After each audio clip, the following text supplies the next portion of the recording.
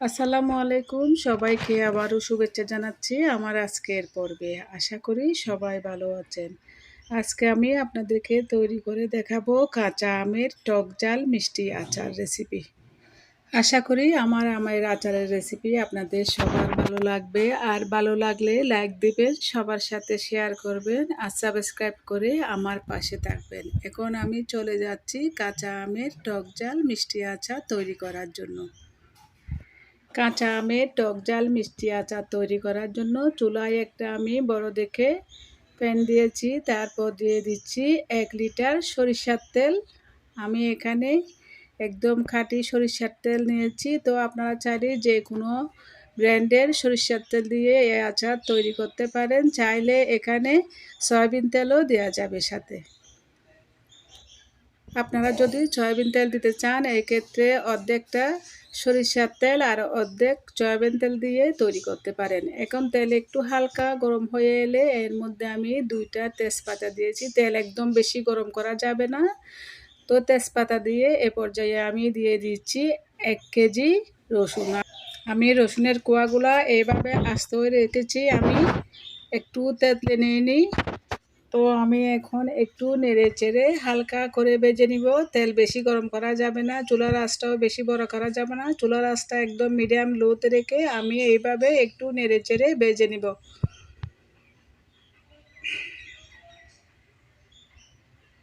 আমি এখানে 4 কেজি আমের আচার তৈরি করব, সেজন্য আমি এখানে দিয়েছি 1 কেজি সরিষার তেল আর 1 কেজি আস্ত রসুন।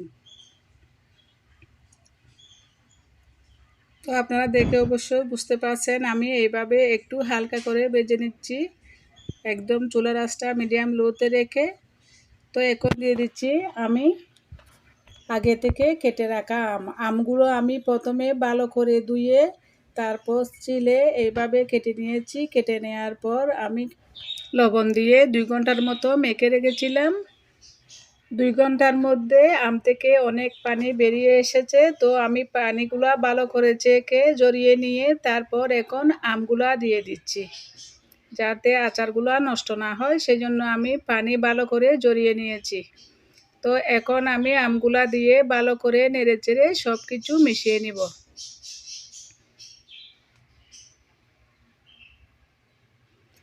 এখন আমি আরও 1 কেজির মতো আম দিয়ে দিচ্ছি। এই আমগুলো আমার আগে কেটে রাখা ছিল, সেজন্য আমি এই আমগুলাও দিয়ে দিচ্ছি সাথে।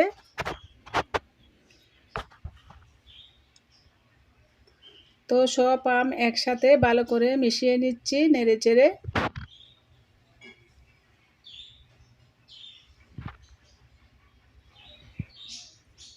এখন দিয়ে দিচ্ছি পরিমাণ মতো লবণ।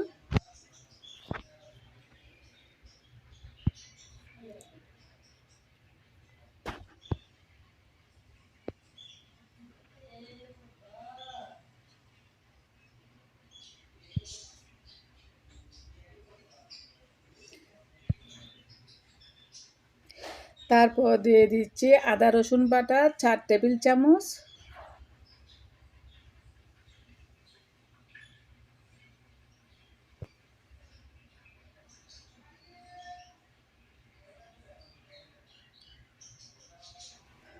তারপর এখন আমি দিয়ে দিচ্ছি হলুদ সরিষা গুঁড়া 3 টেবিল চামচ পরিমাণ।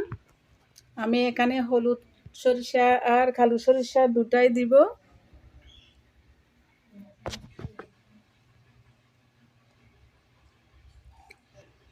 তারপর এখন কালো সরিষা দিয়ে দিচ্ছি 2 টেবিল চামচ। আমি হলুদ সরিষা দিয়েছি 3 টেবিল চামচ, তারপর কালো সরিষা গুঁড়া দিয়েছি 2 টেবিল চামচ। তো আমি গুঁড়াটা ইউজ করেছি, আপনারা চাইলে বেটে নিতে পারেন। তো এখন দিয়ে দিচ্ছি 5 ফোড়নের গুঁড়া। আমি এখানে 5 ফোড়নের গুঁড়া দিয়েছি 2 টেবিল চামচ।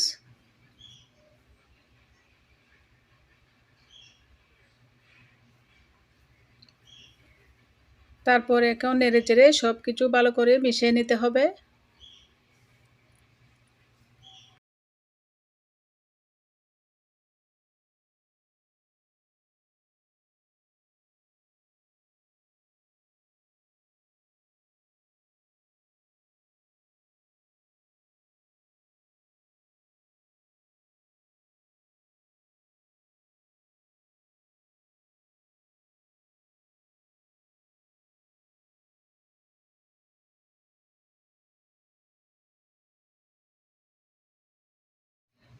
তারপর এখন দিয়ে দিচ্ছি 2 চা চামচ পরিমাণ হলুদ গুঁড়া।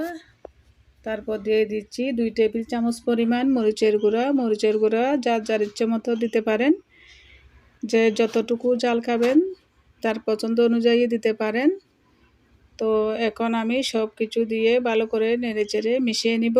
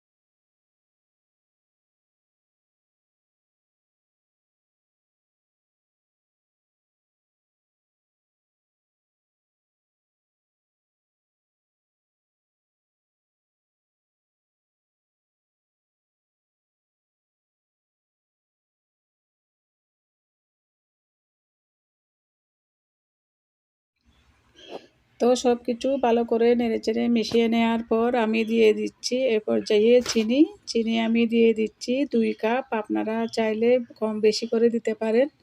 তো আমি 2 কাপের মতো চিনি দিয়ে দিচ্ছি। এখানে চাইলে সমপরিমাণ গুড়ও দেওয়া যাবে, গুড় দিলে আরও টেস্টটা ভালো হয়।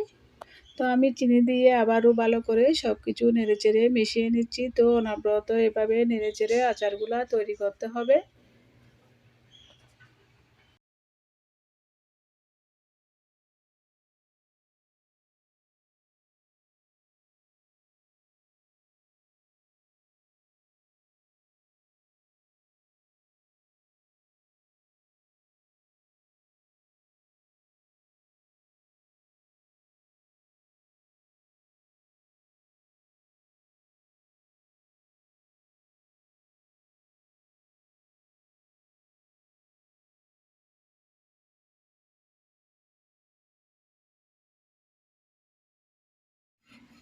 তো আমি এভাবে নেড়েচেড়ে চিনিগুলা ভালো করে মিশিয়ে নিয়েছি। চিনিগুলো মিশে গেলে এ পর্যায়ে দিয়ে দিচ্ছি আমি সাদা সিরকা বা ভিনেগার। তো আমি ভিনেগার দিয়ে দিচ্ছি 1/2 কাপ পরিমাণ। এই ভিনেগার দিলে আচারগুলো একদম নষ্ট হবে না। 1 বছর পর্যন্ত আপনারা রুম টেম্পারেচারে রেখে খেতে পারেন। তো এজন্য আমি এ পর্যায়ে দিয়ে দিয়েছি 1/2 কাপ ভিনেগার। তো ভিনেগার দিয়ে আমি নেড়েচেড়ে সব কিছু মিশিয়ে নিচ্ছি। তো এভাবে নেড়েচেড়ে আপনারা আচারগুলা তৈরি করে নিবেন। তো আচারগুলো আমার রান্না প্রায় শেষ। এখন আমি নামানোর আগে অল্প একটু ভাজা পাঁচফোড়নের গুঁড়া দিয়ে দিব। আমি 1 চা চামচ পরিমাণ ভাজা পাঁচফোড়নের গুঁড়া দিয়েছি। আমি পাঁচফোড়নগুলা একটু হালকা করে টেলে তারপর গুঁড়া করে নিয়েছি। তো পাঁচফোড়নের গুঁড়া দেওয়ার পর আমি আবারও ভালো করে নেড়েচেড়ে মিশিয়ে নিব। সব কিছু ভালো করে মেশাতে হবে।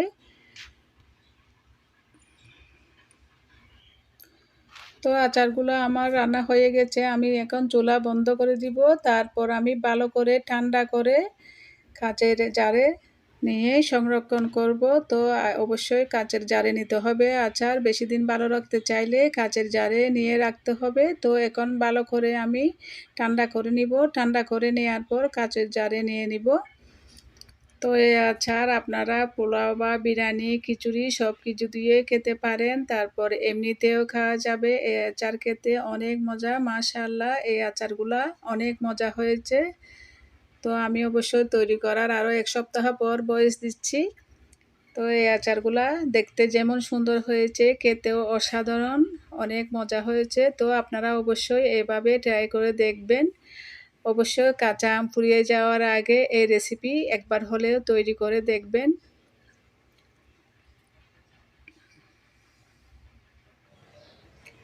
তো তৈরি হয়ে গেল কাঁচা আমের টক ঝাল মিষ্টি আচার। আমি আচারগুলা সবগুলা কাঁচের জারে ঢুকিয়ে রেখেছি। তারপর আমি কিছু আচার আপনাদেরকে পরিবেশন করে দেখাচ্ছি। আপনারা অবশ্যই দেখেই বুঝতে পারছেন আচারগুলা অনেক লোভনীয় হয়েছে। তো দেখতে যেরকম সুন্দর হয়েছে খেতেও অসাধারণ। তো আপনারা অবশ্যই এভাবে বানিয়ে দেখবেন। আপনাদের যদি ভালো লাগে অবশ্যই কমেন্ট করে জানাবেন। আর আমার রেসিপি কেমন হয়েছে তাও কমেন্ট করে জানাবেন। ভালো লাগলে একটা লাইক দিবেন আর সবার সাথে শেয়ার করবেন আর সাবস্ক্রাইব করে আমার পাশে থাকবেন। সবাই ভালো থাকবেন। আজ এই পর্যন্ত। আল্লাহ হাফেজ।